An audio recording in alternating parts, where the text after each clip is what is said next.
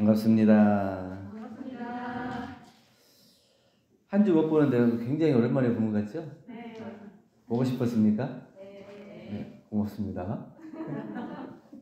네, 오늘 말씀드릴 제목은 살아갈 이유가 생겼다. 사람들이 다 살아가면서 모든 것에서 다 의미 부여하기를 좋아해요. 그런데 진짜 의미를 부여하고 사는지, 진정한 의미를 찾고 사는지, 이것은 한번 또 돌아봐야 될 이유가 있을 것 같아요. 살아갈 이유가 있습니까? 네. 어떤 이유로 살아갈 이유가 있습니까? 점심이 맛있는 거에 나와서 살아갈 이유가 있습니까? 아니면 끝나면 집에 들어가면 나를 반겨줄 사람이 있어서 살아갈 이유가 있습니까? 네. 많은 부분에서 살아갈 이유가 있죠. 그런데 우리가 이제 어떤 때는 아주 절망적일 때가 있어요. 어떤 사람의 얘기를 들어도 그게 마음에 와닿지 않아. 어떤 사람이 격려를 해주고 어떤 사람이 도움을 주더라도 내가 감흥이 안 될 때도 있거든요.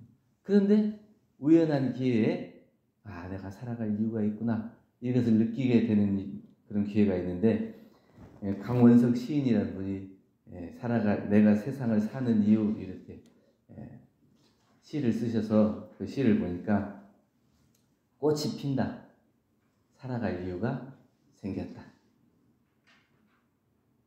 단순히 봄이 돼서 꽃이 피는데 그 피어나는 꽃을 보고 내가 살아갈 이유를 찾을 수도 있는 거예요.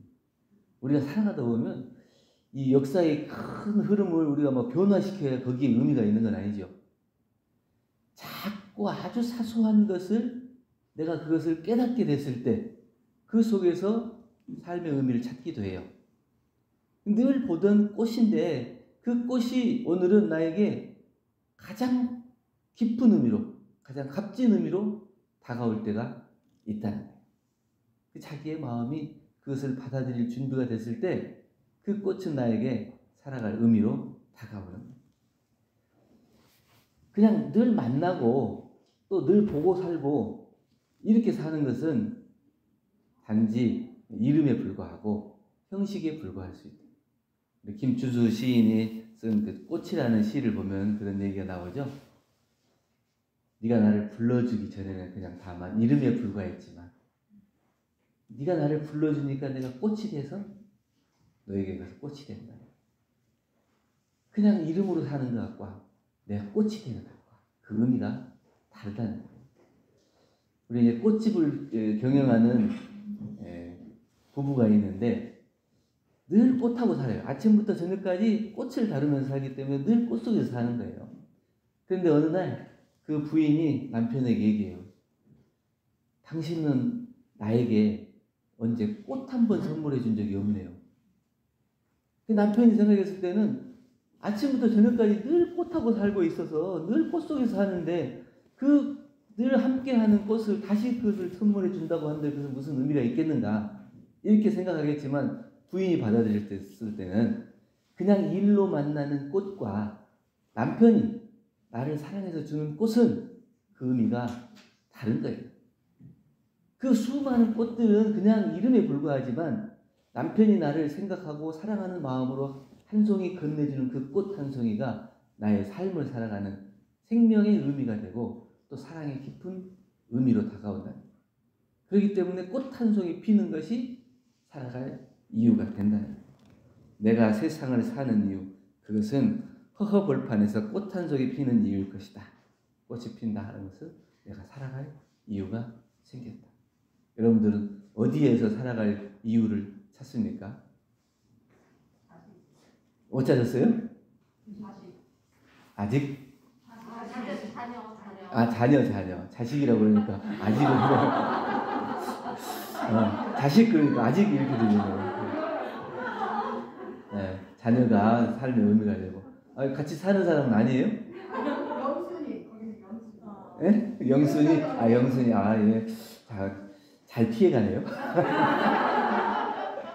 그래도 나쁘다고 얘기 안 하고 그렇게라도 얘기해 주니까 다행이네요.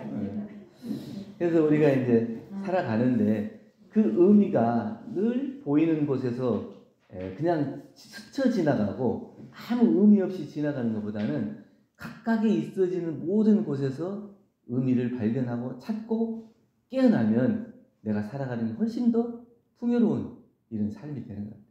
오늘 누구를 만났는데 그 사람의 달라진 모습을 보고 야, 참 멋있어졌다. 나도 참 멋있어지고 싶다.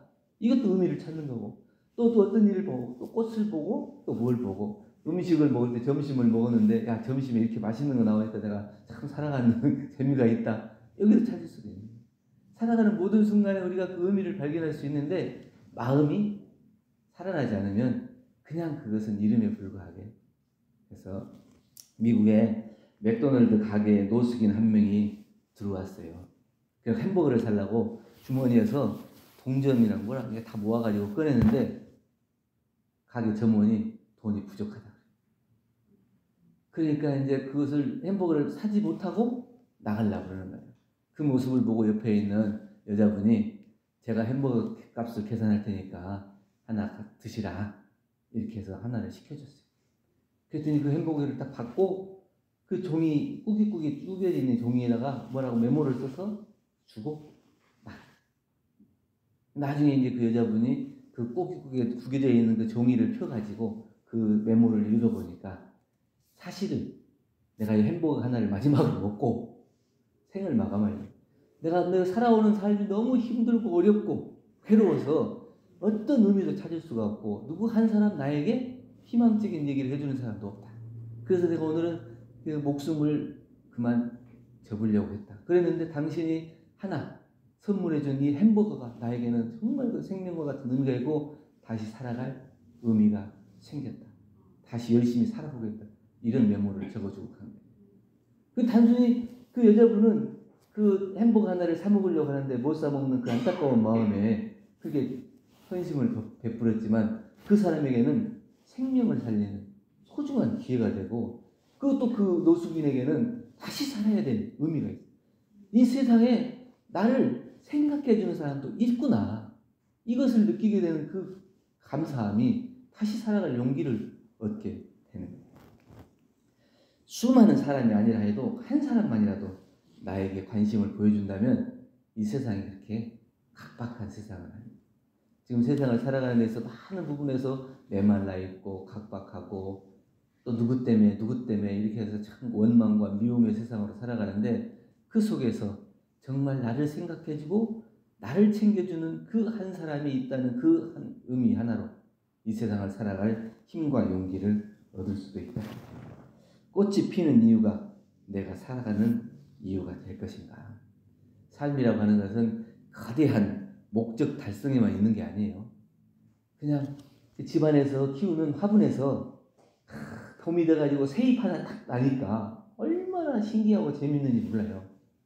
그 겨울에 그렇게 다 말라가지고 죽은 것처럼 건조하게 삐삐 말라있더니 봄이 되니까 그 속에서 하룻밤 자고 나니까 그 새잎 하나가 딱 올라오는 거 그걸 보니까 너무 신기하고 이 생명의 의미가 이 우주를 통틀어서 거기에 가득 차 있는 것 같아요. 꼭 이 거대한 역사의 변화를 우리가 일으켜야지만 이 세상을 살아가는 의미가 있는 건 아니에요. 그 짧은 순간에 그 속에서 느끼고 기쁨을 느낄 수 있는 그 순간에 우리는 생명의 의미 또 살아가는 의미가 있다고 하는 거예요. 장석주 시인의 대추 하나이라는 시 많이 보셨죠? 대추 하나 저게 저절로 붉어질 리 없다. 저 안에 태풍 몇 개, 또 천둥 몇 개, 벼락 몇 개. 또 이것이 그 하나를 그냥 시간 지나고 이거지고 맺혀지는 게 아니에요. 그 속에 우주의 생명이 같이 숨쉬고 꿈틀거리는 그 하나니 그 의미를 찾아야 됩니다. 내가 살아가는 것도 마찬가지죠. 정현종 시인이 사람이 온다는 것이라는 시도 있어요. 오늘 제목 읽어드리니까 한번 돌아가시면 네이버 검색하셔가지고 한번 보세요. 사람이 온다는 것은 어마어마한 일이다. 그냥 단순한 일이 아니고 어마어마한 일이다. 그 한 사람의 일생이 온다는 것이다. 그러니까 어떤 사람이 나하고 인연을 맺는다고 하는 것은 그냥 오다 가다 만난 사이에서 만나지는 게 아니고 그 사람의 과거, 현재와 미래를 통해서 그 사람의 일생이 나와 만나는 그 소중한 만남이 되는 거예요. 그 속에 얼마나 큰 의미가 있어요. 그런 큰 의미를 발견하지 못하고 그냥 오다 가다 스치는 인연으로 그냥 만남으로 이렇게 생각하고 지나쳐 버리면 그 사람뿐만 아니라 나도 역시 생명의 의미가 없고 만남의 의미도 없고 내 삶도 그렇게 가치 있는 삶이 되지 못하고 있구나 이렇게 느낄 수 있는 거예요. 그러니까 저 사람을 내가 받아들일 때 온 마음을 통해서 그 사람을 받아들이고 그 사람이 나에게 올 때도 온 일생을 통해서 나에게 오는 것과 마찬가지로 우리는 서로 그 짧은 순간의 만남 속에서도 일생을 서로 견줄 만한 소중한 인연으로 만나는, 그렇기 때문에 우리가 그게 의미가 있다고 하는 겁니다. 이유 없는 가지는 없다고 그러는데요. 이 세상의 모든 이 나무들이 이렇게 탁 뻗어나오잖아요. 식물들이 이렇게 뻗어나오고 나무가 이렇게 가지를 여러 군데로 펼치는데 그 뿌리가 가지를 낼 때 자기가 지탱할 수 없는 가지는 내지 않는다. 그러지 않겠습니까? 땅에 깊숙이 뿌리를 내리고 탁 단단하게 고정해서 내가 이걸 지탱할 수 있는 만큼의 가지를 내는 거예요. 마찬가지예요. 우리가 마음을 쓰고 말을 하고 행동을 하고 할 때도 내가 그것을 감당할 수 있는 무게만큼의 말을 하고 행동을 하고 사람을 만나야 돼요. 그러지 않고 자기가 책임질 수 없는데 불구하고 함부로 말하고 또 함부로 행동하고 이러면 그 뿌리가 약해져서 결국은 무너지고 말이에요. 자기의 삶이 소중하면 다른 사람도 소중한 것과 마찬가지로 그 속에서 깊은 의미를 발견하고 나의 존재의 가치, 그리고 저 사람의 생명의 가치, 그리고 우리가 함께 만나는 만남의 의미, 그걸 아주 소중하게 생각하고 만나야 한다는 겁니다. 그렇기 때문에 여러분들은 꽃입니까? 아닙니까? 여러분들은 한 송이의 꽃인가요? 아닌가요? 꽃입니다. 네. 각자가 모두 다 한 송이의 꽃이에요. 내가 그 꽃을 발견하지 못하기 때문에, 또 내가 꽃으로 보지 않기 때문에 그런 것이지, 왜 내가 꽃이냐? 그것은 내가 함께 살아가는 사람과 함께 고민도 하고 또 그 사람이 흔들릴 때 나도 같이 흔들릴 수 있고, 그 사람이 기뻐할 때 나도 함께 기뻐할 수 있는 의미로서의 나는 저 사람을 바라볼 때 저 사람을 꽃으로 바라보고, 그러기 때문에 나도 똑같은 꽃이 되는, 내가 그런 꽃의 의미로서 내가 아무 존재의 가치가 없고 생명의 의미가 없는 그런 존재로 살아가는 것이 아니고 매 순간순간 나는 누군가의 꽃이 되고 내 스스로는 아름답고 생명력 있는 꽃으로 이렇게 살아가야 정말 이 세상을 살아갈 이유가 생긴 겁니다. 그래서 그냥 스치듯 지나가는 꽃 한 송이 그렇게 볼 게 아니라 그 속에서 우주의 신비와 생명, 그리고 만남에 대한 소중한 우리들의 그 깊은 인연, 이런 것들을 발견하면서 나도 누군가에게는 그런 깊은 의미로 또 그런 생명의 가치로 그런 진리적 존재로 살아가고 있다는 그 꽃으로 생각하고 발견하고 그렇게 살아간다면 하루하루가 늘 얼굴에 뭐가 피어요? 웃음꽃이 필 수 있다. 그 진정한 의미의 우리가 살아있는 꽃이 될 수 있고 살아갈 이유가 생긴 것이다. 이렇게 말씀드렸습니다. 네. 혹시 아직도 살아갈 의미를 못 찾고 있는 분 계십니까? 오늘 얘기 듣고 살아갈 의미를 조금씩 찾으셨나요? 네. 감사합니다.